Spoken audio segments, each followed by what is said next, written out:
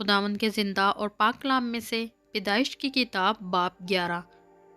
اور تمام زمین پر ایک ہی زبان اور ایک ہی بولی تھی، اور ایسا ہوا کہ مشرق کی طرف سفر کرتے کرتے ان کو ملک سینار میں ایک میدان ملا اور وہ وہاں بس گئے۔ اور انہوں نے آپس میں کہا، آؤ ہم اینٹیں بنائیں اور ان کو آگ میں خوب پکائیں۔ سو انہوں نے پتھر کی جگہ اینٹ سے اور چونے کی جگہ گارے سے کام لیا۔ پھر وہ کہنے لگے کہ آؤ ہم اپنے واسطے ایک شہر اور ایک برج جس کی چوٹی آسمان تک پہنچے بنائیں، اور یہاں اپنا نام کریں، ایسا نہ ہو کہ ہم تمام روئے زمین پر پراگندہ ہو جائیں۔ اور خداوند اس شہر اور برج کو جسے بنی آدم بنانے لگے دیکھنے کو اترا، اور خداوند نے کہا، دیکھو یہ لوگ سب ایک ہیں اور ان سبوں کی ایک ہی زبان ہے، وہ جو یہ کرنے لگے ہیں، تو اب کچھ بھی جس کا وہ ارادہ کریں ان سے باقی نہ چھوٹے گا۔ سو آؤ ہم وہاں جا کر ان کی زبان میں اختلاف ڈالیں تاکہ وہ ایک دوسرے کی بات سمجھ نہ سکیں۔ پس خداوند نے ان کو وہاں سے تمام روئے زمین پر پراگندہ کیا، سو وہ اس شہر کے بنانے سے باز آئے۔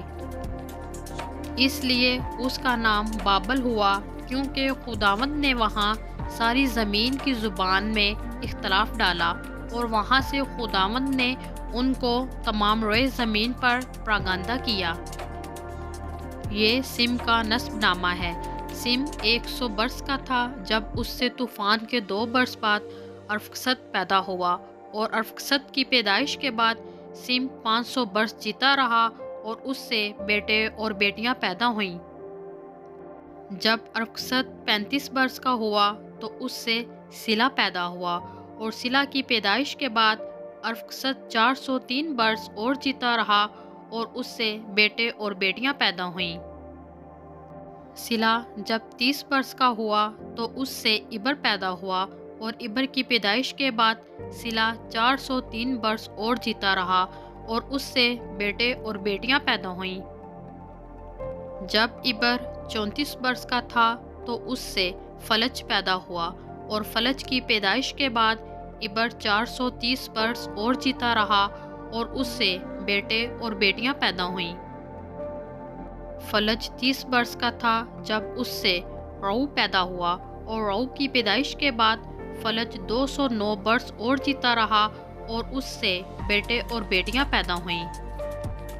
اور رعو 32 برس کا تھا جب اس سے سروج پیدا ہوا، اور سروج کی پیدائش کے بعد رعو 207 برس اور جیتا رہا، اور اس سے بیٹے اور بیٹیاں پیدا ہوئیں۔ اور سروج 30 برس کا تھا جب اس سے نحور پیدا ہوا، اور نحور کی پیدائش کے بعد سروج 200 برس اور جیتا رہا، اور اس سے بیٹے اور بیٹیاں پیدا ہوئیں۔ نحور 29 برس کا تھا جب اس سے تارا پیدا ہوا، اور تارا کی پیدائش کے بعد نحور 119 برس اور جیتا رہا، اور اس سے بیٹے اور بیٹیاں پیدا ہوئیں۔ اور تارا 70 برس کا تھا جب اس سے ابرام اور نحور اور حران پیدا ہوئے۔ اور یہ تارا کا نسب نامہ ہے۔ تارا سے ابرام اور نحور اور حران پیدا ہوئے، اور حران سے لوط پیدا ہوا، اور حران اپنے باپ تارا کے آگے اپنی ذات بوم یعنی کشتیوں کے اور میں مرا۔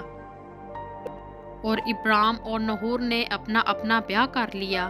ابرام کی بیوی کا نام ساری اور نحور کی بیوی کا نام ملکا تھا، جو حران کی بیٹی تھی۔ وہی ملکا کا باپ اور اسکا کا باپ تھا، اور ساری بانجھ تھی، اس کے کوئی بال بچہ نہ تھا۔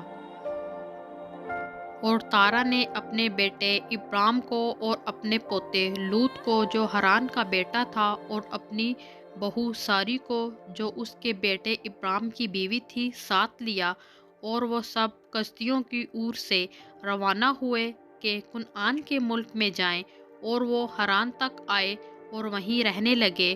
اور تارا کی عمر 205 برس کی ہوئی، اور اس نے حران میں وفات پائی۔ خداوند کے زندہ اور پاک کلام میں سے پڑھا اور سنا جانا ہم سب کے لیے باعث برکت ہو، آمین۔